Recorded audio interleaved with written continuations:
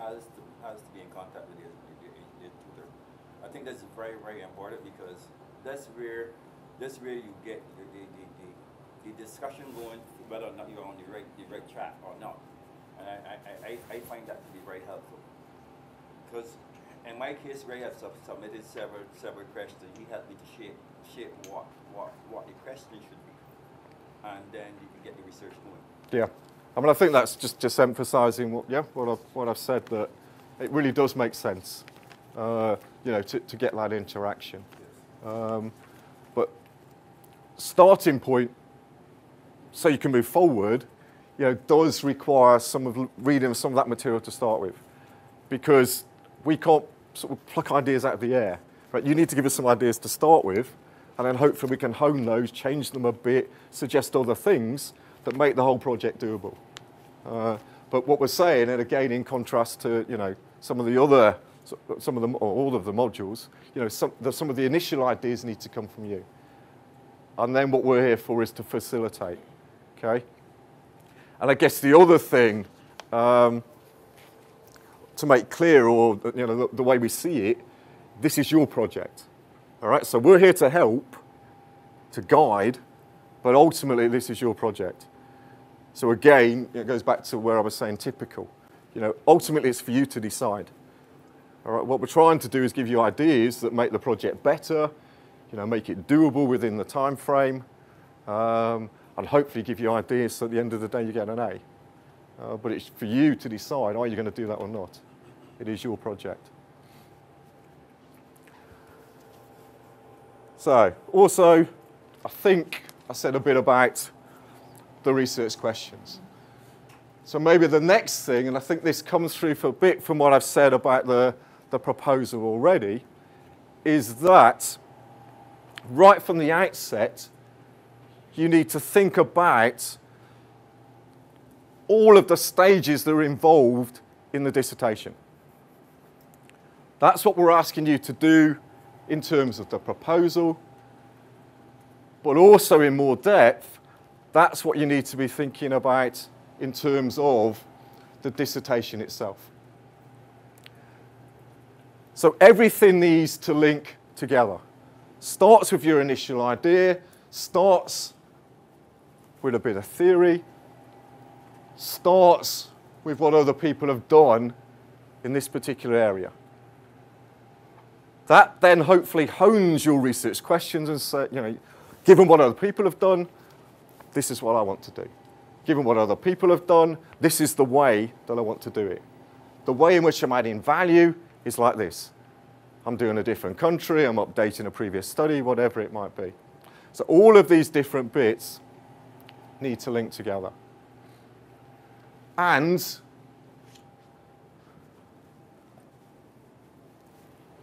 the direction is likely to be in both directions. So, what else has he got here? Yeah, all right. So to emphasize, even though the next few slides imply something different, you can't just do this in stages. All right, so you can't say, right, here's my initial idea, here's my literature, here's my questionnaire, while ignoring the other bits. Everything has to link together. And at the outset, so when you put in your proposal, you need to have thought through all of those stages. Now, to maybe or try and emphasize that before moving forward, and I think just about taking the sort of approach that's being suggested here. In the past, I've had students come to me and say, I want to do a project on this, all right? And it sounds reasonable, so they begin the project on this. And what I suggest is, I've suggested to all of you, look at the literature. Try and build upon the literature. So they put together a literature review chapter. And then they disappear and produce a questionnaire. And they send the questionnaire out to various people, and they get the results back. And then they come to me and say, right, I want to analyse my questionnaire. And I say, yeah, okay, then what do you want to learn? Oh, don't know. Well, what did you learn from the literature? Oh, well, literature review's done. You know, now I'm doing my questionnaire. Okay. Well, I'm sorry, I can't help you. Everything has to link together. The questions that you ask in terms of your general questions, the questions that you ask in terms of your questionnaire, all need to be linked in with the literature and what you're trying to learn. And along the way, you need to be thinking about, how will I analyse this? Yeah? How will the responses to those questions help me address what I'm interested in? If you lose sight of that, then there's no link between the two. And so it's very difficult if people come back to me at that stage for me to help. They're not trying to be mean, I just don't know what to do. Because that link between the two has been lost.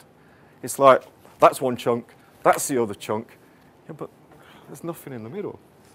So you really do need to think through all of those stages, all right? Yeah, am I happy doing a bit of quantitative research? Again, look at what other people have done, see how they've analysed, see if you're comfortable. Am I happy doing some qualitative research? Again, look at what other people have done. You know, do I understand the principles they're using? Could I do something similar? And make sure whichever approach you use links in with the theory, previous literature, and what you're hoping to learn.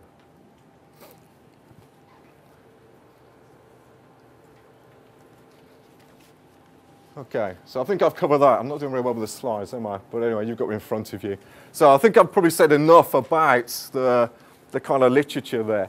Maybe a bit more in terms of the different approaches that you might find yourself using.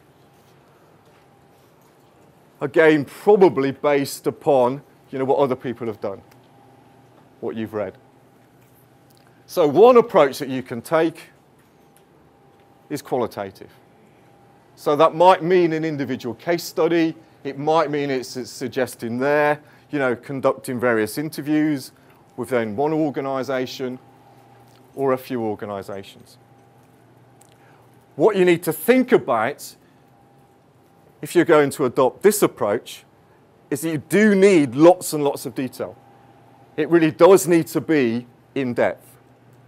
So there's no point going in to conduct an interview with an individual in a particular company and ask them, is your answer yes or no to this? What are you going to write up at the end of the day?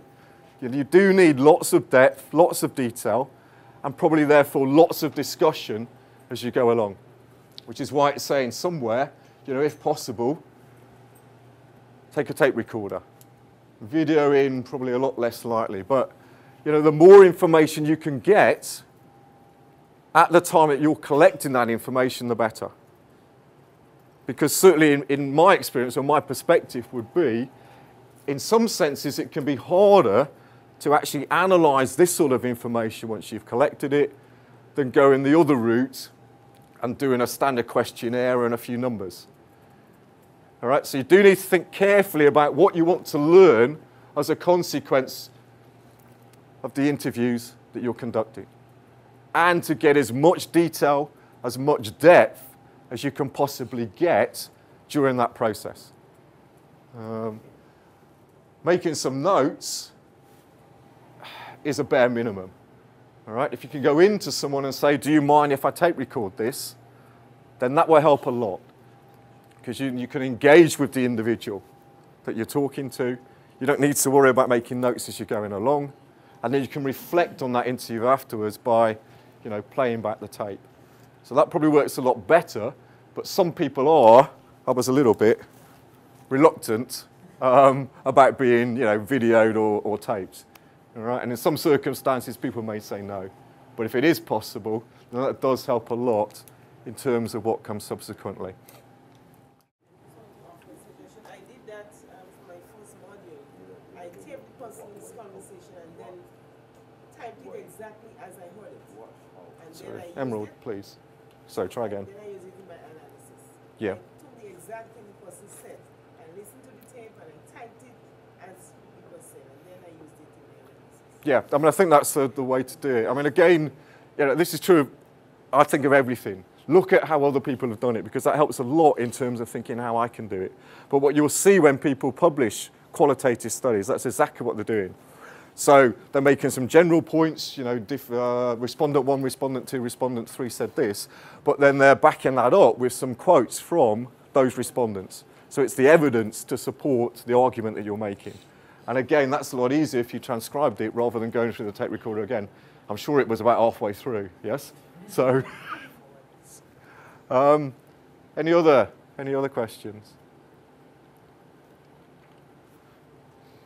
Okay, well that probably, again, sums up what I've said already, yes? So you do need the depth.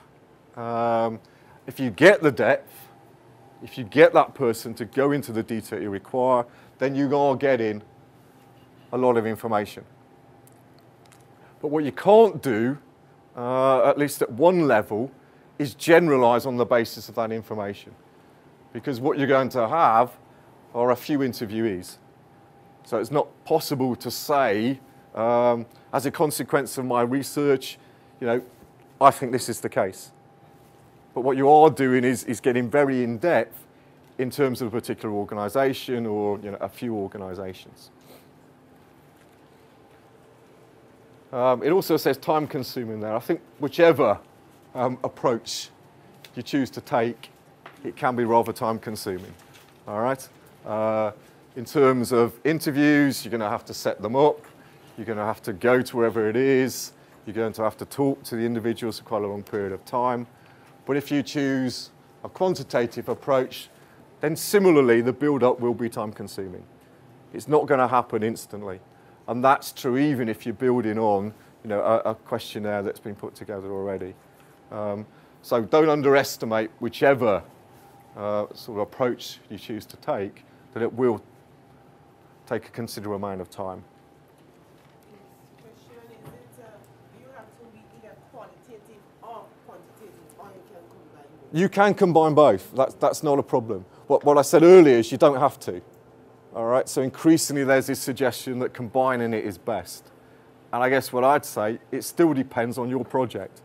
Still depends on what other people have done. You know, what would work best in this particular situation.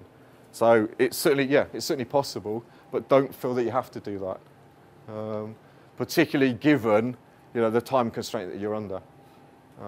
Again, if you look at the literature, as I was suggesting earlier, most either takes one approach or the other. It doesn't try to combine the two. How do you speak to research credibility?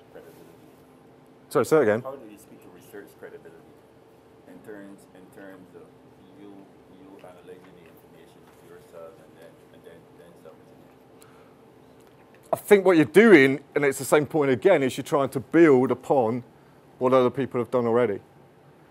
So if you have those articles, those journal articles where people have presented original research, then you can see how they have constructed their paper.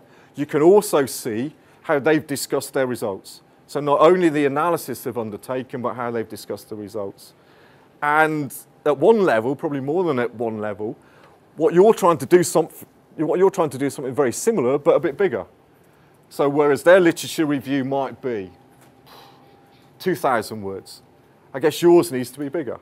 Well, their discussion of their analysis and results might be 2,000 words.